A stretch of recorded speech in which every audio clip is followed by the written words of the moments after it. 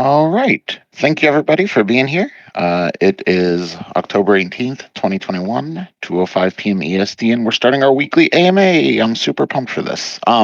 So uh, I have curated and gathered all the questions and suggestions from you guys from the Google form that we ask you to fill out when you do have those questions and stuff. It's really streamlined our ability to present these questions and get them answered in a way that's a lot more streamlined, so I think we can get more done in less time.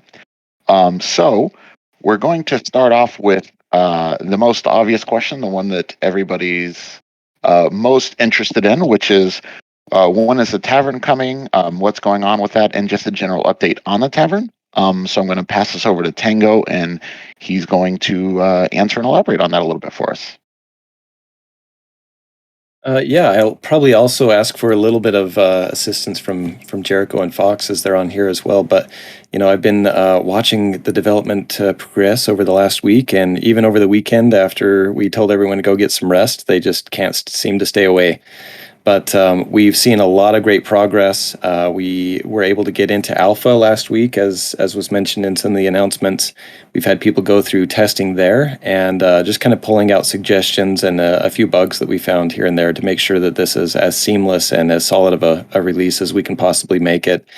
And so it's looking really good, honestly. The functionality is there. We've been able to test selling and buying and renting the heroes, placing them up for hire, and so it's been a lot of fun to be able to go through that.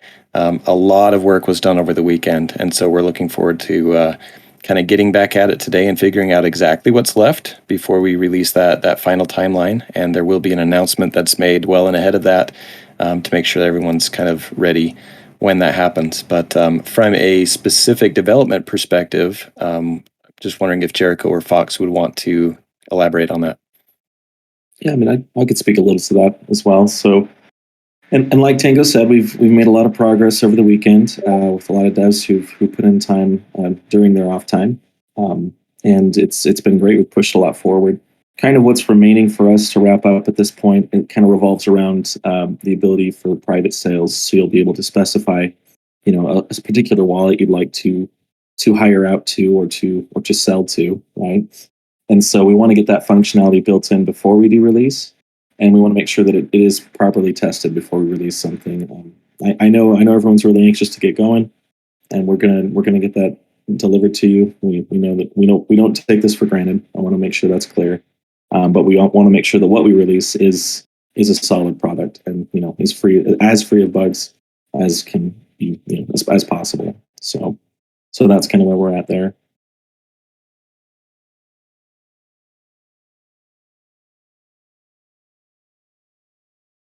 I don't know if you're speaking, Fox. We can't hear you. Sorry, Fox. You're a ghost. Yeah. It looks like he's not muted, but I don't know if he's speaking or not.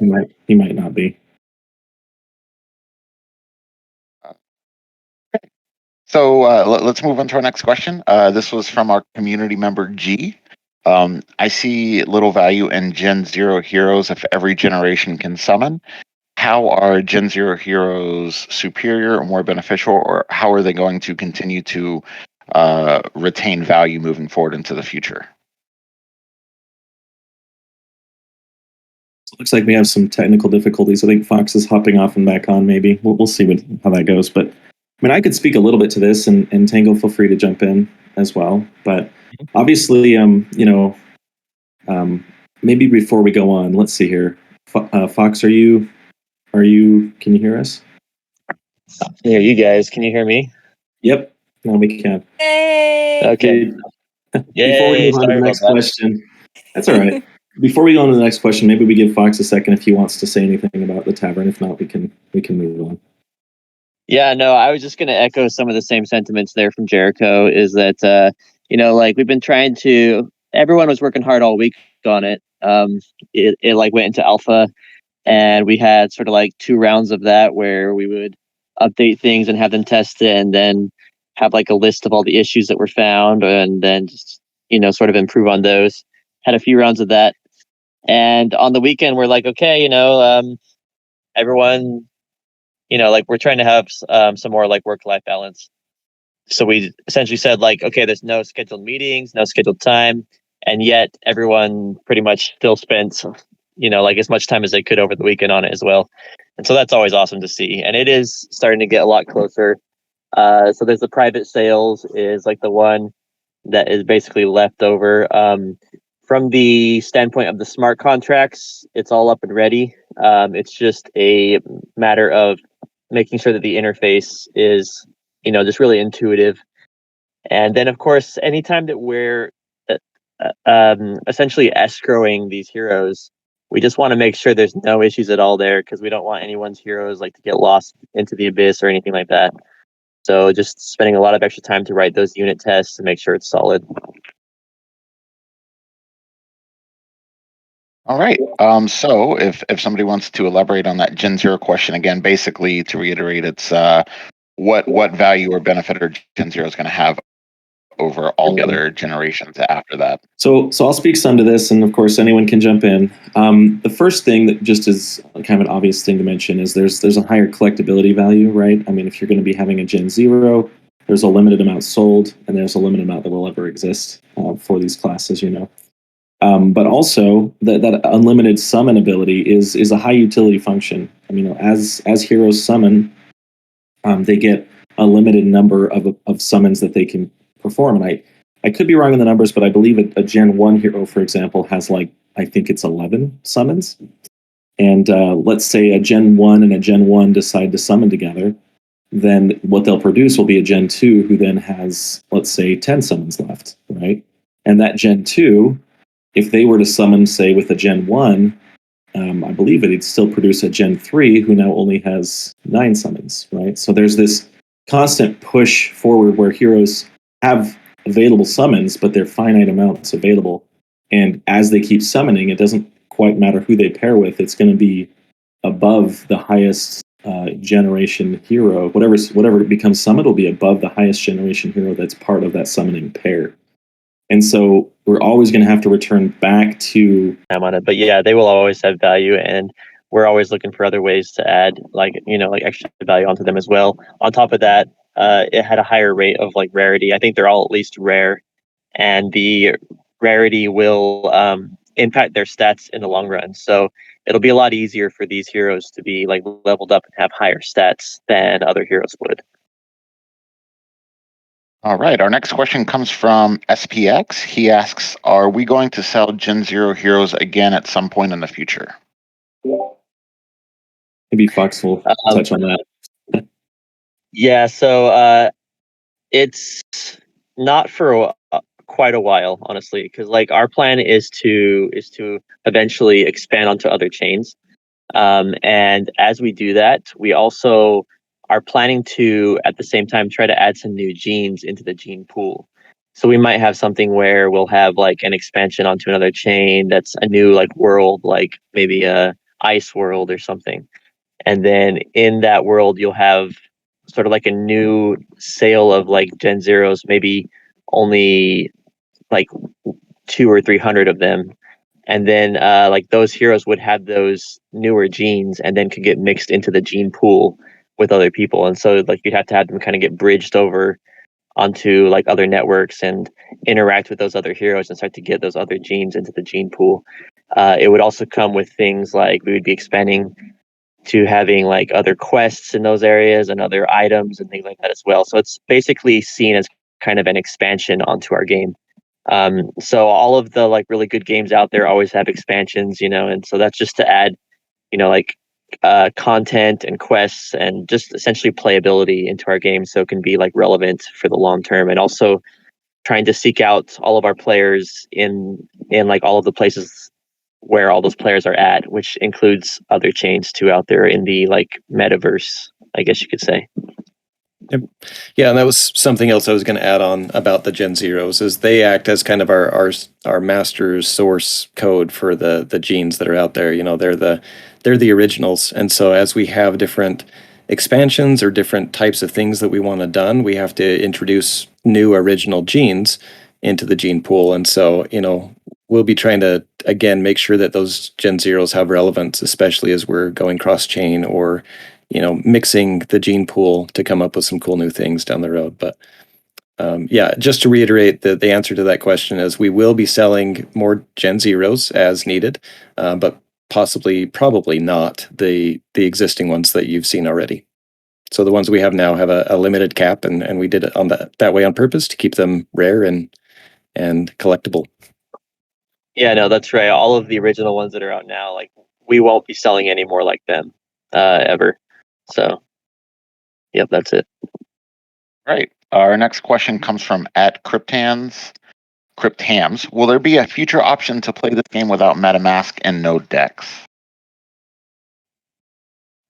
So, sorry, I'm probably speaking too much again, but I'm just always eager to answer these. So our game is on the blockchain, and having a DEX is a big part of it.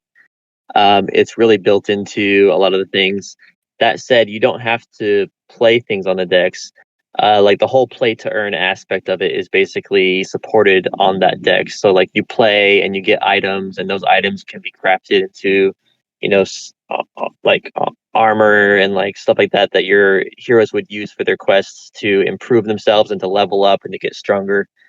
So it is a big part of that. And if you haven't like really got a lot of money to stick into the game, then that's fine too. I mean, if you would like to play it over on testnet, it'll be fully functional over on the testnet. So I think that's a pretty cool option for anyone out there who just wants to learn about the blockchain and just wants to learn about play to earn and just kind of have fun without any of the play to earn aspect of it, and yet still leveling up their heroes and having quests and things like that. That is an option over there always.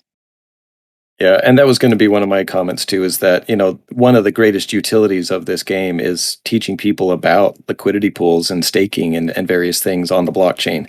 At its core, it functions, it's a blockchain product, right? And so without having some way of interacting with the blockchain, with a wallet or with some NFTs or something that is actually processing those transactions, it's almost impossible for the game to even function. So like Fox said, there will be ways to, interact with the game and play and do some stuff without necessarily using any of the liquidity pool or anything like that. You can just hop on and do some of the quests and play some of the things that are there. But ultimately, you do have to have something that interacts with the blockchain. And so our heroes are the number one way that we're doing that now.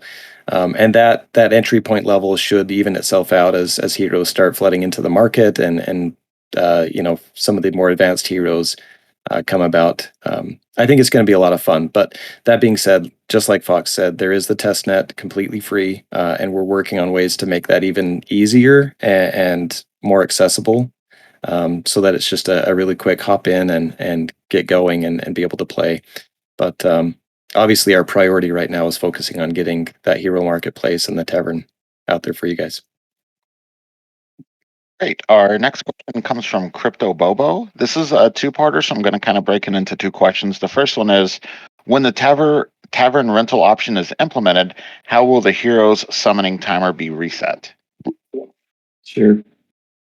Okay, so when it's, I'm going to kind of interpret this out loud here a bit, but what I think they're saying is like when someone hires a hero to use for summoning, when does that actually take place? And the way that we've kind of set this up is actually going to take place when you hire a hero to use for summoning.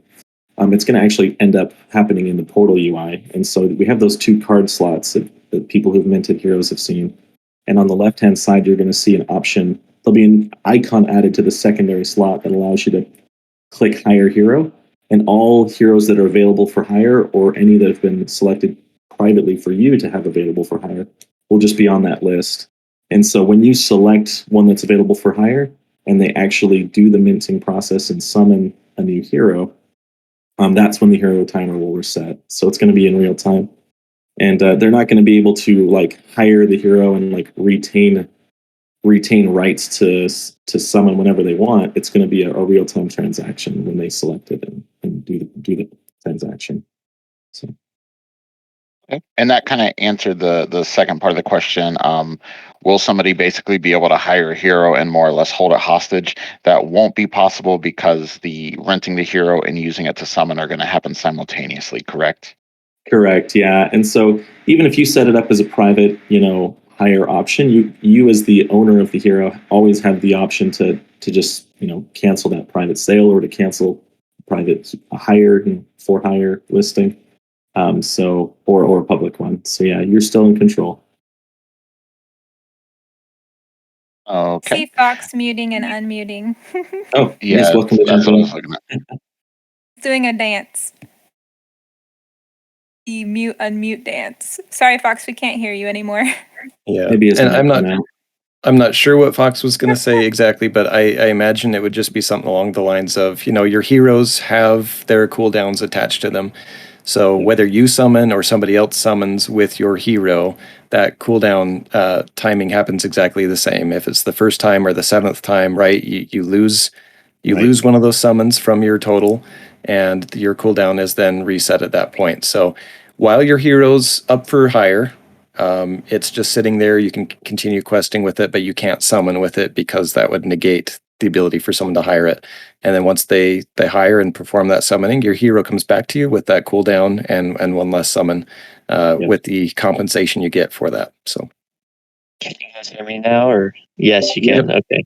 Oh, Sorry about that. This is what I get for trying to use my phone for one of these for once. But no, yeah. Also, it's worth mentioning that while your heroes are up for hire, you still retain full control of them the whole time, and so you can still have them be doing quests and things in the meantime, and just kind of have like a line in the water there, just waiting for somebody else to hire like your hero to assist in the summoning. And essentially that's all it is right now, is basically assisting in the summoning. So if you select them from the summoning portal to help to assist, it will show you like the cost there for having to whoever it is who has the summoning has to pay the fees for each hero, and also has to pay the hire fee that you put when you had them get listed for hire. So there'll be 3 fees they have to pay. There's like the fee for their hero, there's the fee for your hero, and there's the hire fee that goes to you, basically.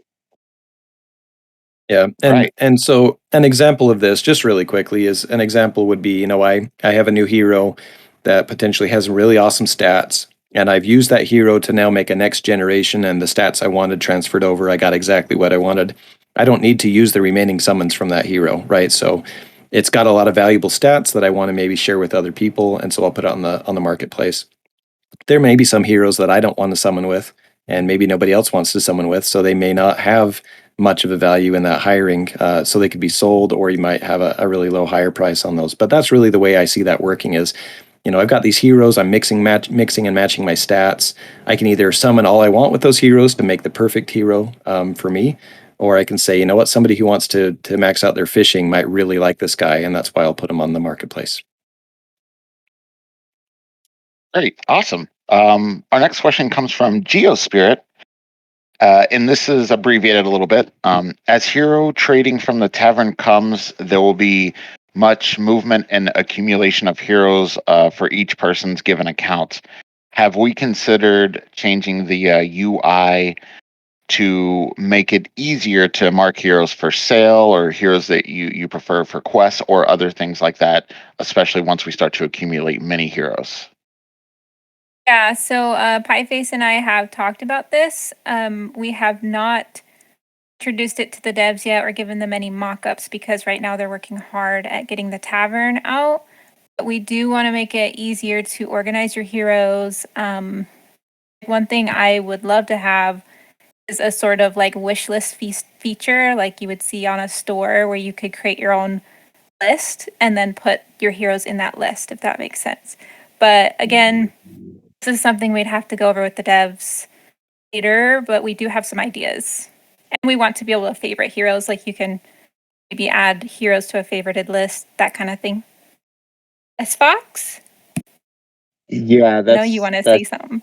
that's exactly what I was going to say with the favorites, and then also tags too. So like, for example, if you wanted to add a tag to say, hey, like this hero is really good for quests, A or B, or like or, organizing your making a heroes deck. into teams and things Yeah. too. Like you could have like, okay, I've got this team here that works really good together for quests. Then like you could basically have like 3 or 4 different teams and kind of like saved snapshots of them. Yeah, I kind of imagine it as almost like you're either making a deck or you're making like a little party of heroes that do good at certain things. Anyways, we're Exactly. definitely thinking about this and for the future. Yeah. All right. This has been a really popular question we've received. I've gotten it probably a dozen times from many different people. Is there going to be a genealogy or like a lineage tracker for heroes in a future update or at all in the future? So this is something we've definitely looked at, and we've had it come across in the mocks as something to add and to implement. But I think our current position is it's not going to be something that will stop us from releasing the Tavern. It's something that we have the data for, and it's in there, but we really want to get this out and usable as quickly as possible. And we can definitely see the value, right, to users to be able to see lineage and genealogy, especially when you're deciding, oh, this is a great hero. Where do you come from? Let me see if I can, find those heroes to interact with. I would also just kind of, I'm sure Fox has some more he'd like to add at this as well, but I would also just say that, we do have this data in the API, and if there are any like community devs who are feeling ambitious, reach out to us and see if you can, if you want to try your hand at making some community tools, we wouldn't mind discussing that with you if you're interested. So, yeah, that's kind of what I would say the same We can- thing there. Mhm. Yeah, we can make that data available. I mean, it is available really to anyone, so you're free to do what you can with that. Just really quickly from my side, though, I'm focusing on trying to get some of that functionality into the devs' hands Sure. on their plate for the next release, so that we can at least say, hey, if I chose a hero and I'm choosing my second hero from a list, I'm not wasting my time trying to choose one. Figure out which one is able to summon with this, right? So we're going to be able to have some of that information built in, but I think there's a lot more we can do, just with the way that the community likes to take apart that data and put it back together. I think there's going to be some cool things that come out of that.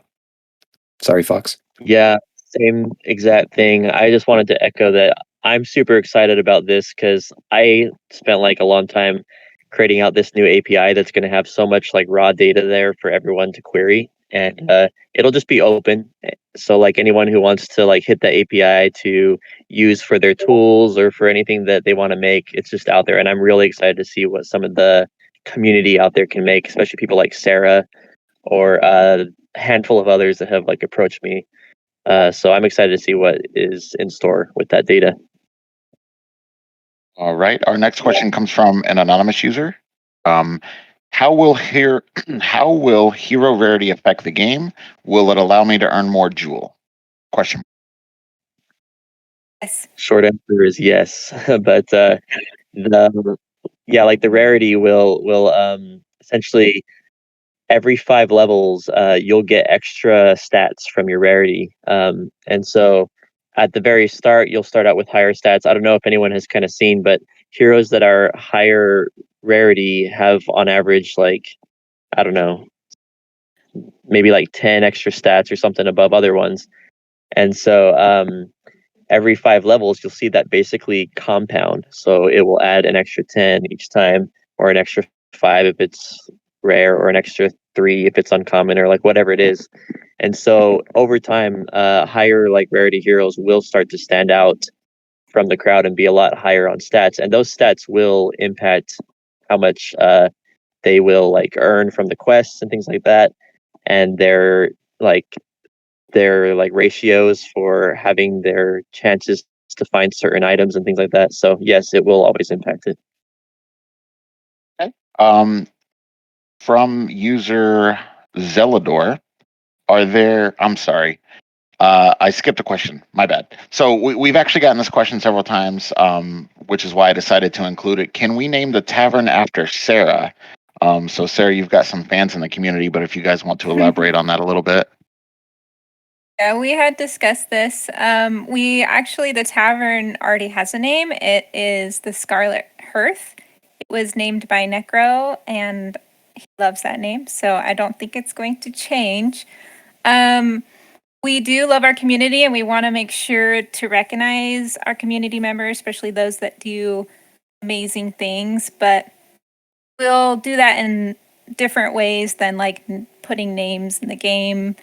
You just kind of want to stay away from putting people's name in the game, if that makes sense. I mean, anybody else can chime in on that, but yeah, I guess that's I think it's just a policy that we have that we're not in the habit of putting people's names directly in the game. We've seen other communities and other games have issues with that, even legally, that we're trying to avoid.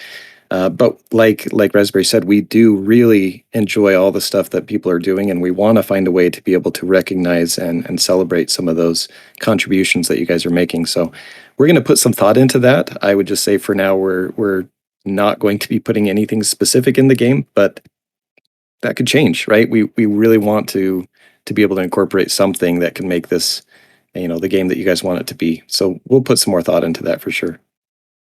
But right now, again, priority is getting you the core functionality you need. Yeah.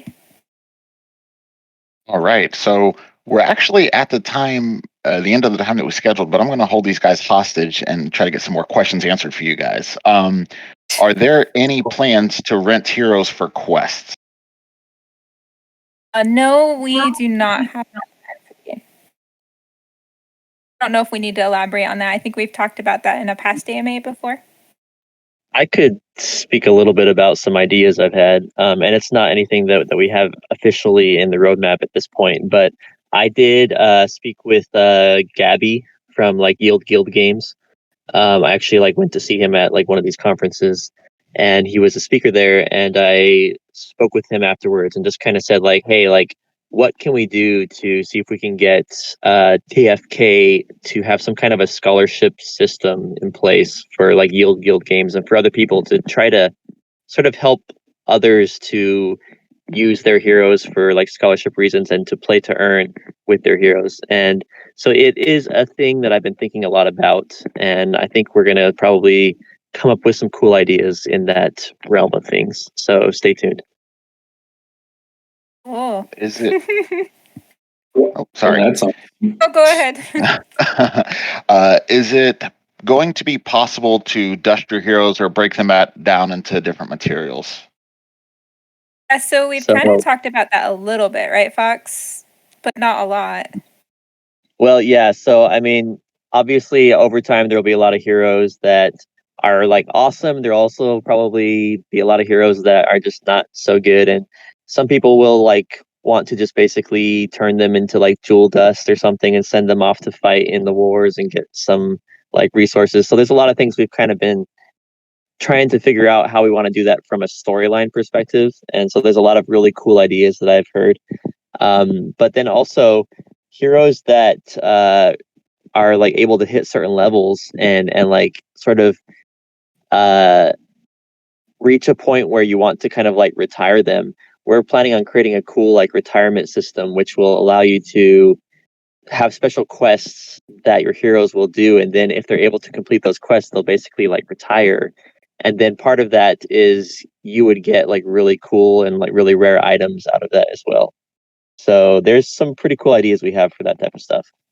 Yep. And even before we get that far, I would just say that, this is an opportunity for some of those heroes that we don't have, quite the huge need for all of these rare items and stuff just yet. We have a lot of cool stuff coming down the road. But in the meantime, some of these heroes you might not want could go on the marketplace for somebody who needs a starter hero, somebody who doesn't have enough money to, or enough luck to have been in on the Gen Zero sales. So just something else to think about that, yeah, you can hold on to some of these heroes. They may be worth, some additional tiers down the road, but you might not even need those tiers at that point. So it is an opportunity now, at least as we start building out these heroes. We don't need to, help out community members and get more people playing the game. Okay. We can probably call this the last question for today. What is the max hero cooldown for Gen Zero heroes? I think it's 72 hours. It's 72. Yep. 72 hours. 3 days. All right, nice and easy. So we do have some other questions on here relating to lands and quests and that sort of thing. I think we're too early in the process to give anybody any really strong, detailed answers for these very specific questions that are coming up. And it's best just to not kind of waste everybody's times with what I might call internal speculation about how things are going to proceed. But I do have some final thoughts I want to mention, but real quick, I'll just pass it off to any of these other guys who have anything else they want to mention or touch on today. I think you hit that right. I think we will be having more conversation about, what lands are going to look like. They're very much on our mind, right? We're talking about them a bit, and if Fox did a snapshot, even like it's not something that we're putting off indefinitely. It's something we are still focusing on and working toward. There's a couple of steps between here and then, right, that are going to affect exactly the timeline, but we are very much working on that. But a couple of other things that I think we'll want to help answer some of these questions. We're going to be trying to be a lot better at communication these next couple of weeks and going forward. And so some of these questions that I'm seeing in the chat, we're hoping to answer in some forms of newsletters and other announcements and updates that we give to you guys. But I do see a lot of questions even going in the questions channel right now that I'm hoping we'll get some answers out to the community this week. But Zeno, thank you so much for putting this together and also for putting together some of that stuff I talked about with newsletters and things that I think are going to be very beneficial. Yeah, echoing all of that there. So we've been really spending a lot of time internally kind of talking about how can we increase the engagement with the community? How can we increase the communication with the community? Because really, community is everything, and you guys are like the best. And that's really what makes the project awesome, is having a really good, really strong community. And so everything that we do is always asking that question at the start, is how will this impact the community, and how can we help the community with this act that we're doing right now? So it's really at the forethought of everything we do. Quests, I've actually spent a lot of time on quests over the past 2 weeks, basically like architecting them out, because a lot of the smart contract stuff for the Tavern is already built out, and it's just a matter of like the interface. So I've been trying to get a head start on all of the stuff with questing, and me and Hubert have been spending a lot of time sort of having to go back and forth, and we actually rewrote them a few times. So there's like some things that have been tweaked and changed, just trying to make sure that it's interesting and it's really balanced and fair. And so I'm excited about those. I'm trying to get those out ASAP, just because I think that will be a huge and like really important part. But yeah, that's basically it from me. I just like wanted to say a big thank you to everyone here in the community. You guys are awesome, and you are really what makes us all wake up in the morning and feel like I want to work on this project, because all of you guys. So really big thank you to everyone here. Thanks. Absolutely. And I know I've talked a lot already too, but I wanted to hit on something that Fox said. I have noticed, I love this. This is my favorite thing, coming in every day and interacting with the community and seeing where we're going. But what Fox said about making sure that community is number one, that is absolutely true. I've seen all of the decisions being made from a contract perspective, from interface design, from even the art that we're putting out there. Every single time there's a question, somebody always says, well, how is this going to impact the community? Or we shouldn't do that because, the community probably, it's not going to be good for them. And so our decisions really are based on that. And I've seen that, and I've really admired that, because I've seen other teams and other companies just go the easy route, or the route that's going to make them the most money, or whatever that looks like. And that is not the case here at all. So just kudos to the entire team for putting the community first. I love it. Okay, so these final thoughts I want for this meeting. I did mention last week a community calendar coming out that is live, and we have just a few events planned out for that. I'm going to post it into the voiceless chat right now, and then Isla will be making an announcement, so you guys will have more permanent access to that link. So you can keep your eyes on that calendar. We're beginning to work on merch. We've gotten a lot of requests for it. And me personally, I want some really dope DeFi Kingdom swag. So we've begun discussing some ideas on that, and we're going to touch on that a little bit in next week's AMA. So stay tuned for that. I want to mention the fan fiction contest is going amazing. You guys have blown me away with the amount of submissions so far and the quality of writing. Some of the stuff is really, really hilarious. You guys are killing me, including like, Tango or Fox in the story. Some of you guys are including. It's been really great to read these. So thank you so much. That contest does end Thursday at noon EST. So you have until then to submit those fanfics over to Reddit. And then we're going to be doing another Ladies of DFK stream tomorrow night at 9 p.m. EST. Everybody really seemed to enjoy that last time the ladies did it, so we're going to be doing it again. So make sure to tune in for that. Otherwise, and can I say real quick? Sorry. Absolutely, go ahead. We're probably going to be judging people's heroes. So if you have a hero you want to be judged, you can come in and post your hero number, and we'll talk about it. Like a best costume party. Awesome. Yeah, we'll probably have some themes planned for it. Nice. And one final thing I wanted to mention too is that we've heard some of the feedback as far as transparency of where we're at with some of our releases, and so not only are we going to focus more on the communication, but I do have a timeline, a report or a view, a dashboard, so to speak, that I'm going to be sharing with the community today. So kind of keep an eye out for an announcement there, and you'll be able to see kind of a peek real time into what some of our developers are doing and how close we're getting on certain things. So. Yeah. And I just personally, I want to echo what these guys said about you guys as the community. We love you. I love you. That means a lot for me to say that. I didn't even tell my partner that I loved her for the first year, and I've only known you guys for a few weeks. So you're really great, and you guys make this thing go. I don't know if anybody else has any final thoughts they want to share. If they do, they'll have the stage. Otherwise, I'm gonna usher back. I'm going to usher these guys back into their cave to continue to work on the project. Thank you, Zeno. That's it for me. Thanks, everyone. Thanks for coming. Thank you. You're awesome. Bye. Bye. Thanks, everybody.